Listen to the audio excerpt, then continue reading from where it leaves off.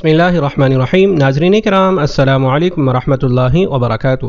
ناظرین کرام 415 ہجری میں محمود کو اس کے چند قابل اعتبار لوگوں نے بتایا کہ ہندوستان والوں کا یہ عقیدہ ہے کہ موت کے بعد انسان کی روح بدن سے جدا ہو کر سومناتھ کی خدمت میں حاضر ہوتی ہے، اور سومناتھ ہر روح کو اس کے اعمال اور کردار کے مطابق ازروِ تاریخ نیا جسم عطا کرتا ہے۔ ہندوؤں کا یہ اعتقاد بھی ہے کہ دریا کا اتار چڑھاؤ اصل میں سومناتھ کی عبادت ہے جو اس صورت میں ظاہر ہوتی ہے۔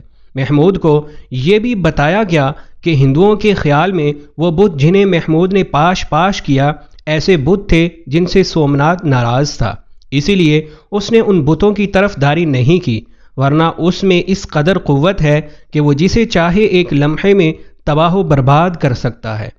سلطان محمود رحمہ اللہ کو یہ بھی بتایا گیا کہ برہمنوں کے اعتقاد کے مطابق سومناتھ بادشاہ ہے اور باقی تمام بت اس کے دربان اور مصاحب ہیں۔ محمود نے جب یہ بے معنی افسانے سنے تو اس کے دل میں جہاد کا شوق پھر چٹکیاں لینے لگا، اور اس نے سومناتھ کو فتح کرنے اور وہاں کے بت پرستوں کو قتل کرنے کا ارادہ کیا۔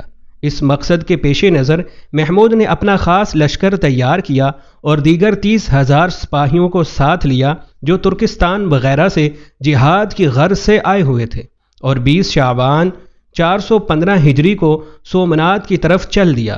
اس زمانے میں سومناتھ ایک بہت بڑا شہر تھا اور یہ دریائے عمان کے کنارے پر واقع تھا۔ یہ شہر اپنے عظیم الشان بت کی وجہ سے تمام برہمنوں اور غیر مسلموں کے نزدیک کعبے کی سی اہمیت رکھتا تھا۔ آج کل یہ شہر بندر دیو میں ہے اور اہل فرنگ کے قبضے میں ہے۔ بعض تاریخوں میں یہ بیان کیا گیا ہے کہ آن حضرت صلی اللہ علیہ وآلہ وسلم کے زمانے میں چند غیر مسلم ایک بہت بڑا بت خانہ کعبہ سے ہندوستان میں لائے تھے۔ اس بت کا نام سومناتھ تھا، اسے اس جگہ نسب کیا گیا، لہٰذا اس مقام کا نام بھی اس بت کے نام پر سومناتھ رکھا گیا۔ لیکن برہمنوں کی ان کتابوں سے جو اسلام کے ظہور سے کی 1000 سال پہلے تصنیف کی گئی تھیں معلوم ہوتا ہے کہ متذکرہ روایت غلط ہے۔ ان کتابوں کے بیان کے مطابق یہ بت سری کرشن کے زمانے سے تمام برہمنوں کا معبود ہے، اور برہمنوں کے قول کے مطابق سری کرشن نے اس جگہ دنیا اور اہل دنیا سے روپوشی اختیار کی تھی۔ رمضان المبارک 415 ہجری کے وسط میں سلطان محمود اپنے لشکر کے ملتان پہنچا۔ یہاں سے آگے راستے میں ایک خشک اور بے آب و گیاہ جنگل پڑتا تھا، اس لیے سلطان محمود رحمہ اللہ نے سب لوگوں کو حکم دیا کہ وہ اپنے ساتھ چند دنوں کا پانی اور غلہ رکھ لیں۔ اس کے علاوہ خود اس نے بھی 20,000 اونٹوں پر غلہ اور پانی رکھ کر لشکر کو آگے بڑھنے کا حکم دیا۔ جب اس خطرناک جنگل کا سفر تمام ہو گیا تو محمودی لشکر اجمیر کی سرحد پر جا پہنچا۔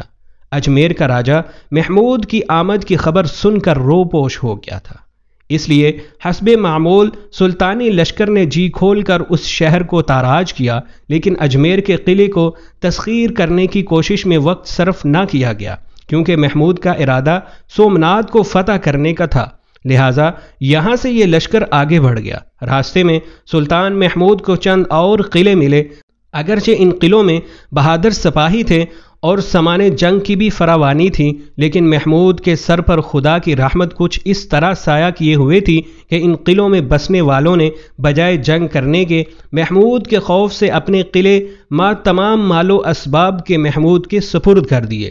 ان قلعوں سے فرصت حاصل کرنے کے بعد محمود نہر والا میں، جسے پیٹن گجرات بھی کہا جاتا ہے، وہاں پہنچا۔ اس شہر کے تمام باشندے سلطان محمود کے خوف سے شہر خالی کر کے کہیں اور جا چکے تھے، لہٰذا محمود کے حکم پر اس شہر کا تمام غلہ اپنے ساتھ لاد لیا گیا۔ اس کے بعد لشکر نے بڑی تیز رفتاری سے سفر طے کیا اور سومناتھ کے قریب جا پہنچا۔ جب مسلمانوں کا لشکر سومناتھ کے قریب دریا کے کنارے پر پہنچا تو مسلمانوں نے دیکھا کہ سومناتھ کا قلعہ بہت ہی بلند ہے اور دریا کا پانی قلعے کی فصیل تک پہنچا ہوا ہے۔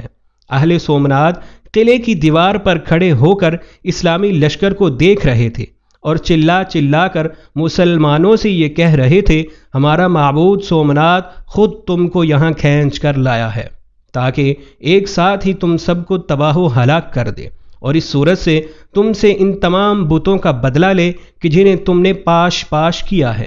مسلمانوں کے زبردست لشکر نے اپنے باہمت اور دلیر بادشاہ سلطان محمود رحمہ اللہ کے حکم سے پیش قدمی کی اور قلعے کی دیوار کے نیچے پہنچ کر مارکا آرائی شروع کر دی۔ ہندوؤں نے جب مسلمانوں کی یہ ہمت اور اولو العزمی دیکھی تو وہ تیروں کی بوچھاڑ سے بچنے کے لیے قلعے کی دیواروں سے نیچے قلعے کے اندر اتر گئے اور مندر میں جا کر سومناتھ سے فتح کی دعائیں مانگنے لگے۔ مسلمان بہت سی سیڑھیاں لگا کر قلعے کے ایک حصے پر چڑھ گئے اور بلند آواز سے تکبیر کا نعرہ مارا۔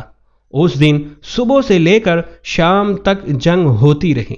جب رات کے آثار نمایاں ہونے لگے اور چاروں طرف اندھیرا چھانے لگا تو اسلامی لشکر اپنی قیام گاہ کی طرف واپس آ گیا۔ دوسرے روز صبح ہوئی تو پھر مسلمانوں نے حملہ کیا اور تیروں کی بوچھاڑ اور نیزوں کی ضربوں سے ہندوؤں کو قلعے کے اس حصے سے پسپا کر دیا اور گزشتہ دن کی طرح سیڑھیاں لگا کر قلعے کے چاروں طرف سے اہل قلعہ پر حملہ آور ہوئے۔ یہ عالم دیکھ کر اہل سومناتھ مختلف گروہوں میں تقسیم ہو گئے اور سومناتھ کے بت سے بغل گیر ہو کر ایک دوسرے سے رخصت ہونے لگے۔ مارو مارو کی آواز لگاتے ہوئے وہ اس قدر لڑے کہ ایک ایک کر کے تقریباً سبھی ہلاک ہو گئے۔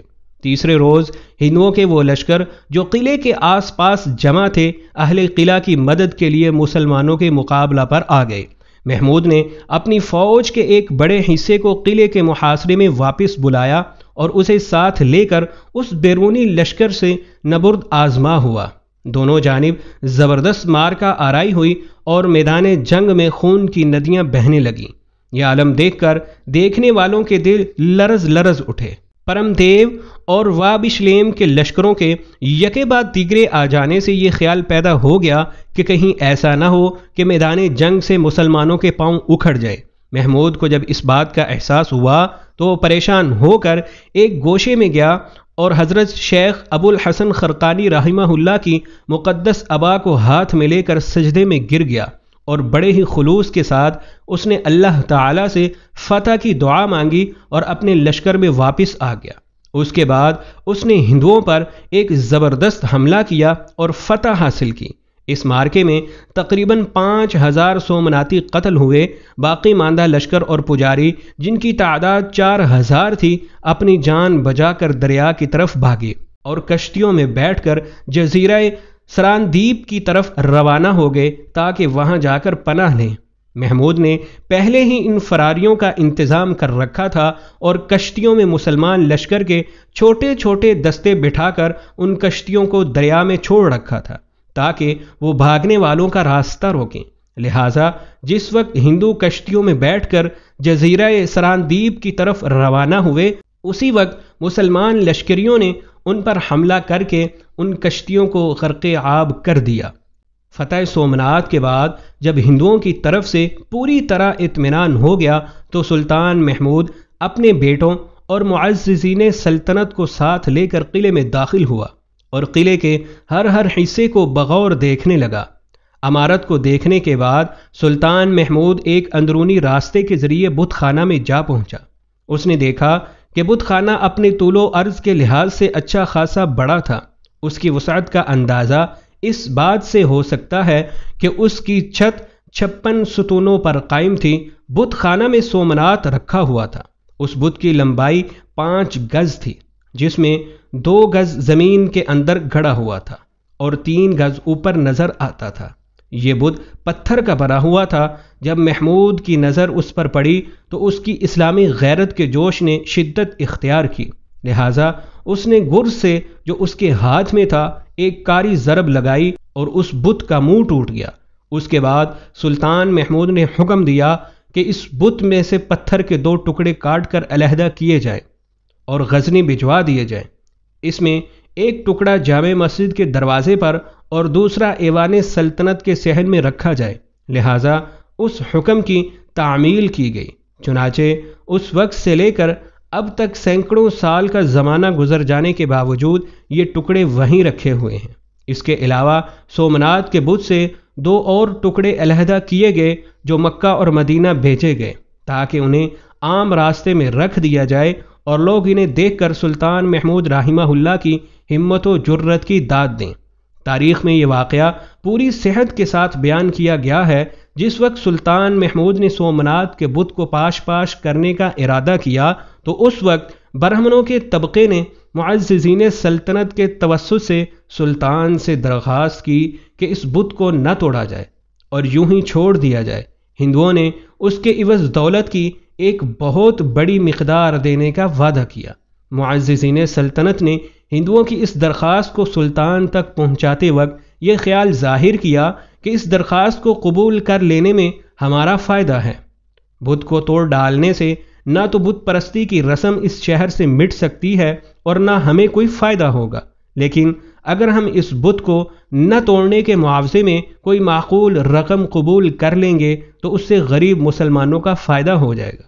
اس کے جواب میں محمود نے ان سے کہا، تم جو کہتے ہو وہ صحیح ہے، لیکن اگر تمہارے کہنے پر چلوں گا تو میرے بعد دنیا مجھے محمود بت فروش کے نام سے یاد کرے گی، اور اگر میں اس بت کو پاش پاش کروں گا تو مجھے محمود بت شکن کے نام سے یاد کرے گی۔ مجھے تو یہی بہتر معلوم ہوتا ہے کہ دنیا اور آخرت میں مجھے محمود بت شکن پکارا جائے، نہ کہ محمود بت فروش۔ محمود کی نیک نیتی اسی وقت رنگ لائی جس وقت اس بت کو توڑا گیا تو اس کے پیٹ میں سے ان گنت اور بیش قیمت جواہر اور اعلیٰ درجے کے موتی نکلے۔ ان سب جواہرات کی قیمت برہمنوں کی پیش کردہ قیمت سے 100 گنا زیادہ تھی۔ سومناتھ کا مندر ہندوؤں کے نزدیک بڑی اہمیت رکھتا تھا۔ جب کبھی سورج گہن یا چاند گہن ہوتا تو یہاں تقریباً 2,30,000 آدمی جمع ہوتے، جن میں بیشتر دور دراز کے علاقوں سے مرادیں مانگنے اور نظریں چڑھانے کے لیے آتے تھے۔ ہندوستان کے راجا اس مندر کے اخراجات کے لیے وقتاً فوقتاً گاؤں اور قصبے وغیرہ وقف کر دیا کرتے تھے۔ جس وقت سلطان محمود نے اس پر حملہ کیا تھا اس وقت تقریباً 2,000 قصبوں کی آمدنی اس کے اخراجات کے لیے وقف تھی۔ اس مندر میں ہر وقت 2,000 برہمن پوجا پاٹ کے لیے موجود رہتے تھے۔ یہ پجاری روزانہ رات کے وقت سومناتھ کو گنگا کے تازہ پانی سے دھویا کرتے تھے۔ واضح رہے کہ سومناتھ اور گنگا کا درمیانی فاصلہ 600 کوس کا ہے۔ ان پجاریوں نے مندر کے ایک کونے سے دوسرے کونے تک سونے کی ایک زنجیر باندھ رکھی تھی جس کا وزن 200 من تھا۔ اس زنجیر میں چھوٹی چھوٹی گھنٹیاں لگی ہوئی تھیں۔ پوجا پاٹ کے وقت اس زنجیر کو ہلایا جاتا اور گھنٹیاں بجنے لگتیں۔ ان گھنٹیوں کی آواز سے پجاری عین وقت مقررہ پر پوجا کے لیے مندر میں حاضر ہو جاتے۔ یہاں 500 گانے بجانے والی عورتیں اور 300 مرد سازندے ملازم تھے جن کے اخراجات وقف شدہ دیہاتوں اور قصبوں کی آمدنی سے پورے ہوتے تھے۔ پجاریوں کے سر اور داڑیاں مونڈنے کے لیے 300 حجام ہر وقت یہاں موجود رہتے تھے۔ ہندوستان کے بیشتر راجا اپنی بیٹیوں کو سومناتھ کی خدمت کے لیے مندر بھیج دیتے تھے۔ یہ لڑکیاں تمام عمر کنواری رہ کر مندر میں مختلف فرائض سر انجام دیتی تھیں۔ اس مندر سے سلطان محمود رحمہ اللہ کو جو اعلیٰ درجے کے جواہرات اور سونا چاندی ہاتھ لگا وہ اس قدر زیادہ تھا کہ اس کا 10واں حصہ بھی اس سے پہلے کسی بادشاہ کے خزانے میں جمع نہ ہوا ہوگا۔ تاریخ کی کتاب زین المعاصر میں لکھا ہے کہ مندر کی وہ مخصوص جگہ جہاں بت سومناتھ رکھا ہوا تھا بالکل تاریک تھی، اور وہاں جو روشنی پھیلی ہوئی تھی وہ دراصل اعلیٰ درجہ کے جواہرات کی شعاعیں تھیں۔ یہ جواہرات مندر میں قندیلوں میں جڑے ہوئے تھے۔ اسی تاریخ کی کتاب میں یہ بھی بیان کیا گیا ہے کہ سومناتھ کے خزانے سے سونے چاندی کے چھوٹے چھوٹے بت اتنی بڑی تعداد میں برآمد ہوئے کہ ان کی قیمت کا اندازہ تقریباً ناممکن ہے۔ ناظرین کرام، امید ہے کہ آپ کو یہ ویڈیو بہت پسند آئی ہوگی۔ ویڈیو کو لائک کریں، شیئر کریں اور ہمارے چینل کو سبسکرائب کریں۔ آپ سے پھر اگلی ویڈیو میں ملاقات ہوگی، تب تک کے لیے ہمیں اجازت دیجیے۔ اللہ حافظ۔